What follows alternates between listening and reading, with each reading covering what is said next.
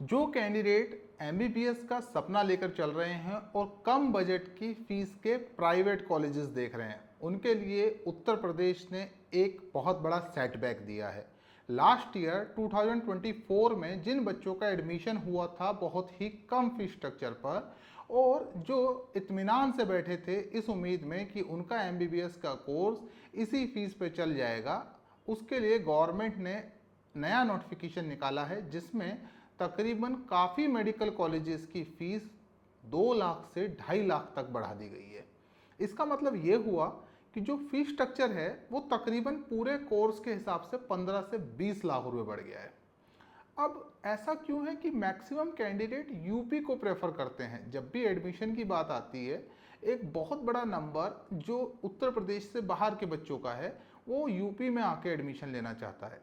इसके पीछे कई वजहें हैं। पहली वजह तो ये है कि यूपी की जो फीस स्ट्रक्चर है वो काफ़ी नॉमिनल है। दूसरा, यहाँ के नॉर्म्स, यहाँ पर ना कोई बैंक गारंटी ली जाती है, कॉलेजेस का इंफ्रास्ट्रक्चर भी ठीक है और अब तो कनेक्टिविटी भी बेहतर हो गई है। तो ये कई कारण हैं कि कैंडिडेट आजकल यूपी को प्रेफर करने लगे हैं। अगर आप एवरेज तौर पर मानेंगे तो तकरीबन 7,000 प्राइवेट सीट्स हैं यूपी के अंदर, जिनमें से यूपी का बच्चा सिर्फ मुश्किल से 1700 या 1800 के आसपास होता है। इट मीन्स तकरीबन 5,000 से ज़्यादा बच्चा यूपी के बाहर का है, जिसमें मेजर नंबर महाराष्ट्र, दिल्ली और हरियाणा के बच्चों का रहता है। तो यूपी को, मतलब यूपी कैसे एकदम से कैंडिडेट्स की हॉट डेस्टिनेशन बन गई? इसके पीछे बड़ा कारण मैंने आपको बताया कि फ़ीस स्ट्रक्चर काफ़ी कम है, इंफ्रास्ट्रक्चर बहुत अच्छा है, कनेक्टिविटी, और दूसरे फैक्टर की हिडन चार्जेस नहीं है, हॉस्टल की फ़ीस तय कर दी गई है। पर अभी भी कुछ कॉलेजेस ऐसे हैं जो इन नियमों में भी कुछ ना कुछ लूप होल ढूंढ लेते हैं। मतलब कि यूपी में फीस तो फिक्स है कि भाई 11-12 लाख थी पहले, अब वो 14 से 15 लाख की रेंज में आ गई है काफ़ी कॉलेजेस की। जिन कॉलेजेस की फ़ीस नहीं बढ़ी है, उम्मीद है वो लोग भी कोर्ट में जाके अपनी फ़ीस को बढ़वा लेंगे। अब बात करते हैं दूसरे खर्चों की। यूपी में गवर्नमेंट ने हॉस्टल की लिमिट फिक्स कर रखी है।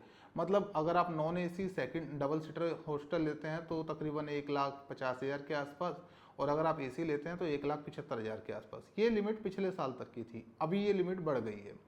तो कॉलेजेस डेलिबरेटली क्या करते हैं कि वो आपको नॉन एसी हॉस्टल ही ऑफर करते हैं कि भाई हमारे पास तो एसी है ही नहीं, और अगर आपको एसी चाहिए तो आपको इतना अमाउंट अलग से देना पड़ेगा। तो मतलब कि क्या है कि एसी लेने का मतलब ये हुआ कि जो हॉस्टल आप सोच के चल रहे थे कि आप 2 लाख या उससे कम में फ्री हो जाओगे, वो बजट बढ़ के 3 लाख तक पहुंच जाता है।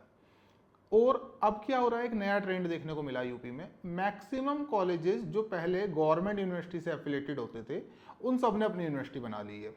बहुत से कॉलेजेस अपने हिसाब से उसमें एग्जामिनेशन फीस चार्ज कर रहे हैं, अपने खुद के एग्ज़ाम लेते हैं। तो ये एक एडवांटेज कॉलेज के पास तो हो गया, पर ये डिसएडवांटेज है बच्चों के लिए जो लो फीस स्ट्रक्चर में एमबीबीएस करिकुलम या कोर्स को पूरा करने की सोच रहे थे।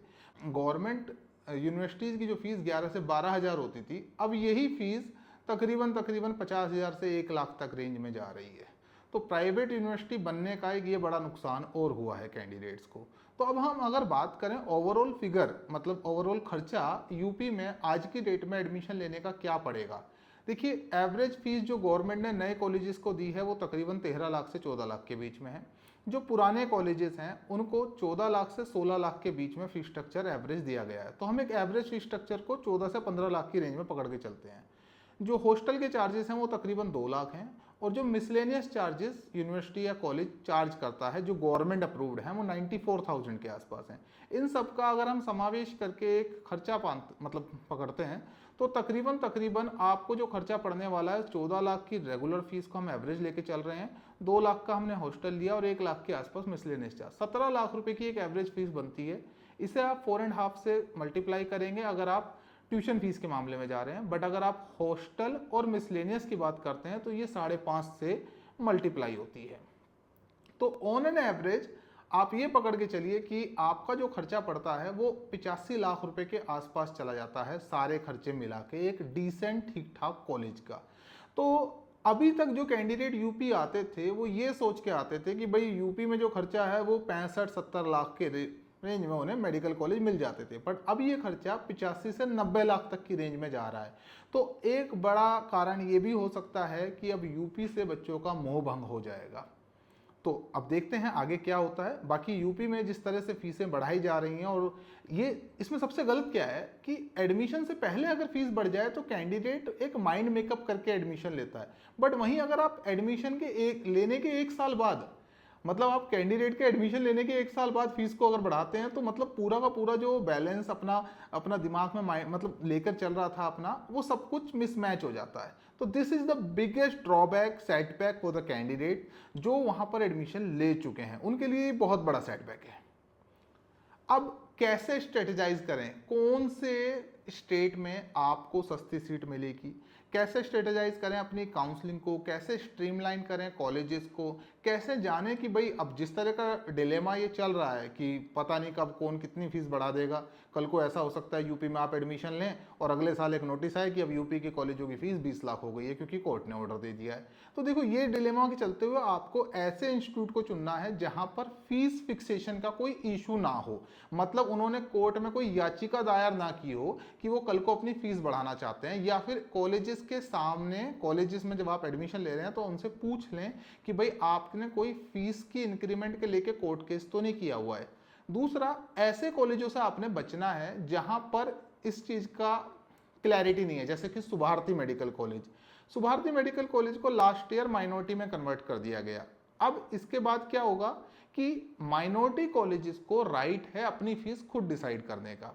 इट मीन्स अब सुभारती मेडिकल कॉलेज की फीस गवर्नमेंट ऑफ यूपी के हाथ में नहीं रहेगी डिसाइड करना, मतलब government of UP, government of Uttar Pradesh Subharti medical college की फीस अब फिक्स नहीं कर पाएगी। जो फीस फिक्सेशन का अधिकार है वो सुभारती मेडिकल कॉलेज खुद अपने आप से फीस को फिक्स करेगा। तो आपने इस चीज का बड़ा ध्यान रखना है कि आप किसी भी मेडिकल कॉलेज में अगर एडमिशन लेने की सोच रहे हैं तो वहां बहुत विजिलेंट होकर ही एडमिशन लें। नमस्कार।